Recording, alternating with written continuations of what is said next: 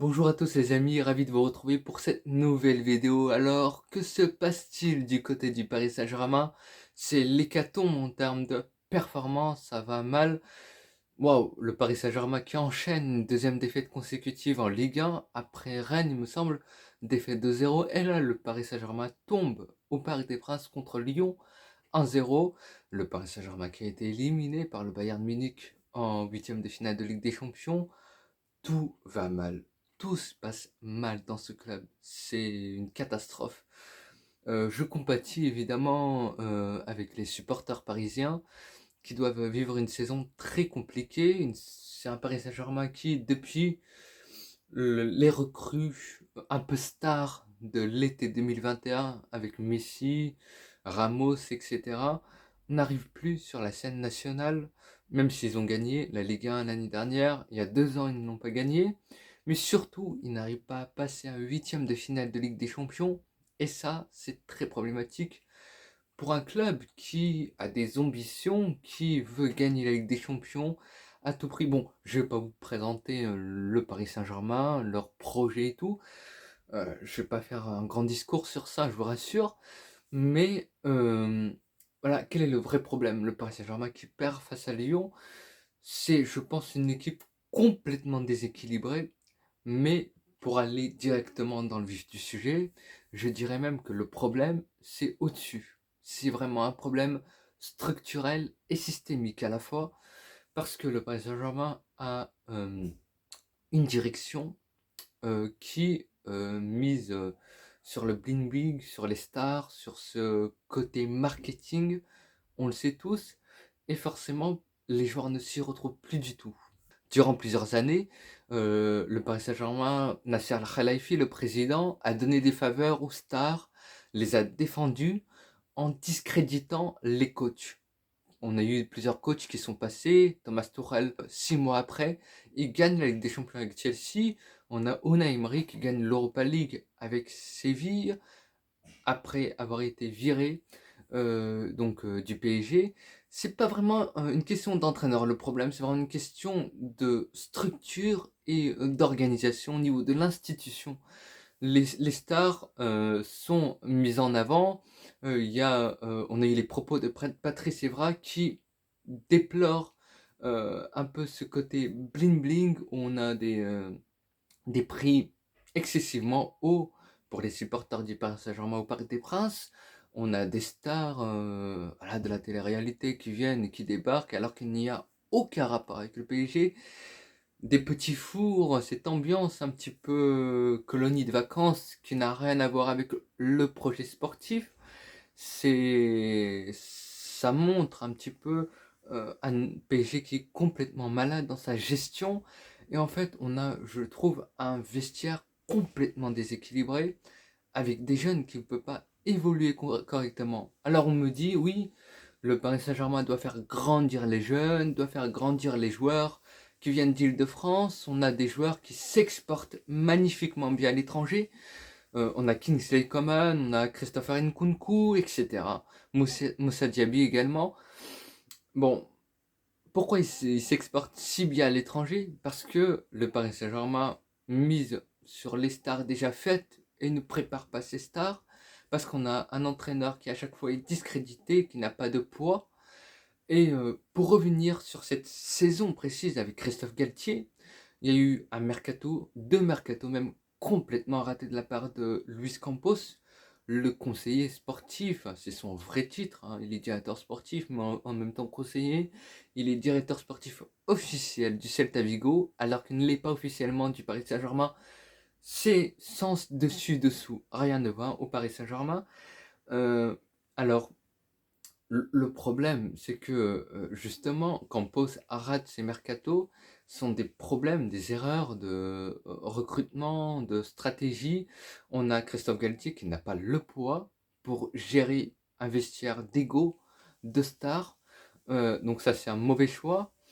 Donc en fait, on a plusieurs mauvais choix à la lignée qui se succèdent de la part de la direction sportive, mais ces choix ne peuvent pas être rattrapés parce qu'en fait, depuis des années, il y a des erreurs qui se répètent, qui se succèdent un petit peu, et on se retrouve face à une montagne de problèmes et on se retrouve noyé côté Paris Saint-Germain. Donc il va falloir faire une véritable révolution dans le club. C'est pas évident et bon, déjà, on va voir, il faut se projeter au niveau du mercato. Le Paris Saint-Germain qui va essayer de chercher son 10e titre de champion de France. Euh, alors qu'il y a Lens et Marseille à 6 points derrière eux. Bon, s'il y avait un Marseille beaucoup plus régulier hein, en cette fin de saison, on aurait un Marseille qui serait devant. Ça prouve la faiblesse de cette Ligue 1.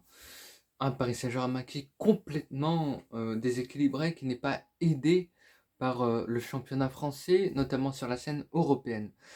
Alors, Lionel Messi, il a été sifflé par le Parc des Princes à l'échauffement, il me semble. Il a été sifflé lors du dernier match aussi. Il est critiqué, il est ciblé, il est pointé du doigt par le Paris Saint-Germain. Alors, Messi, honnêtement, je trouve que ce n'est pas le problème du Paris Saint-Germain, mais je peux comprendre les fans qui le sifflent, qui le critiquent, parce qu'il est le symbole d'un mal-être, d'une mauvaise direction, de mauvais choix. Il représente le côté bling-bling du club. Alors Messi, lui, déjà, il ne correspond pas du tout au jeu du Paris Saint-Germain, au football de l'équipe. Lui, il n'est pas habitué aux transitions offensives rapides de la sorte.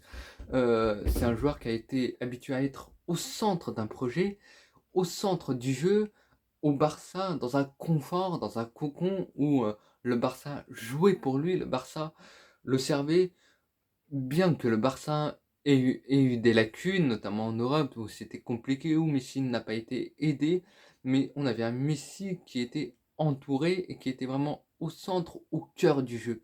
Là, on donne les priorités, on donne les clés du jeu à un Kylian Mbappé, ce qui est tout à fait logique, il a 24 ans, il représente Paris, il représente la France, etc. Bon, au niveau performance et tout, il est mieux que Messi actuellement, c'est normal, c'est l'âge.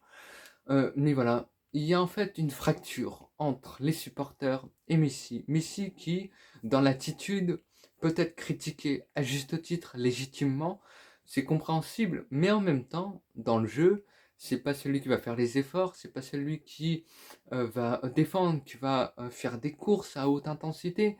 Messi, dans les matchs, il est souvent en gestation, il se gère vraiment, il marche, on va dire, quelque part, mais c'est son football. C'est Lionel Messi, on le connaît, et on ne connaît pas la logique de recrutement du Paris Saint-Germain.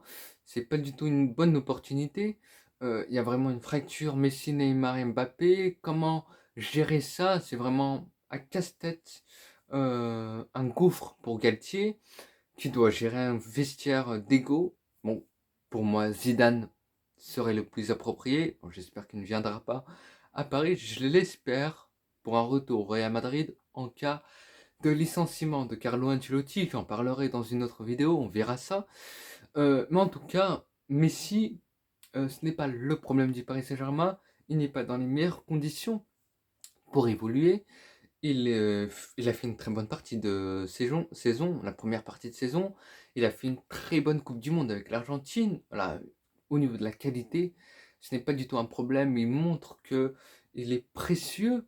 D'ailleurs, au Paris Saint-Germain, je pense pendant les matchs post-Coupe du Monde, il n'y avait pas Messi, il n'y avait pas Neymar, et ça manquait cruellement à la création du Paris Saint-Germain. Il manquait ce joueur créatif, ce joueur capable d'amener du lion comme Lionel Messi.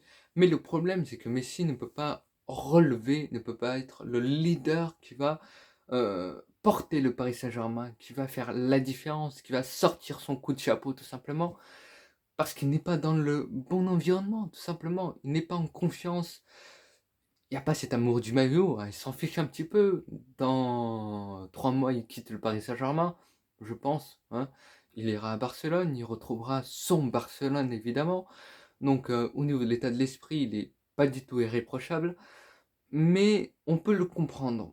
D'un côté, il se retrouve dans un club qui est mal géré, qui est vraiment sans dessus-dessous, avec un vestiaire mais complètement catastrophique, avec des joueurs beaucoup trop moyens, avec des mercatos complètement mal gérés, et puis derrière une direction qui fait de mauvais choix, mais on a une direction tout de même qui a pendant longtemps discrédité l'entraîneur qui n'a pas un véritable statut, qui ne peut pas construire quelque chose de fort, de solide et de fiable. Petite dédicace à Karim Benzema qui a fait un triplé sensationnel face au Real Valladolid, 6-0, balade évidemment, promenade de santé du Real Madrid. Bon, la Ligue est déjà finie, Benzema il fallait se réveiller un peu plus tard, un peu plus tôt plutôt. Voilà, mais bon, triplé sensationnel, des buts incroyables, un retour acrobatique, c'est la période Ramadan. Et Karim Benzema, Ramadan Karim, c'est lié forcément. On ne sait pas. Alors, on rigole sur Twitter, on dit que oui, Karim Benzema, pendant la période Ramadan, il est à son prime. Est-ce que c'est vrai? On espère avoir la confirmation mercredi en Coupe du Roi face au Barça, déplacement encore une nouvelle fois au Camp Nou, mais cette fois-ci pour la demi-finale retour de la Copa del Rey. On va évidemment suivre avec attention ce match-là et c'est pour moi le tournant de la saison. Ça peut sauver comme ça peut détruire la saison du Real Madrid. Et voilà. Merci d'avoir suivi, merci de m'avoir écouté. Alors, est-ce que vous faites le même constat que moi? Je pense que tout le monde le fait. Mais c'était intéressant de revenir sur le cas Lionel Messi, qui est sifflé, sur ce rapport présidence et joueur, coach également, du côté du Paris Saint-Germain. J'espère que cette vidéo vous a plu. N'hésitez pas à me dire ce que vous en pensez dans les commentaires. N'hésitez pas à vous abonner et à partager en masse cette vidéo. Et quant à moi, je vous dis à très vite pour une nouvelle vidéo sur ma chaîne YouTube Harris. Salut!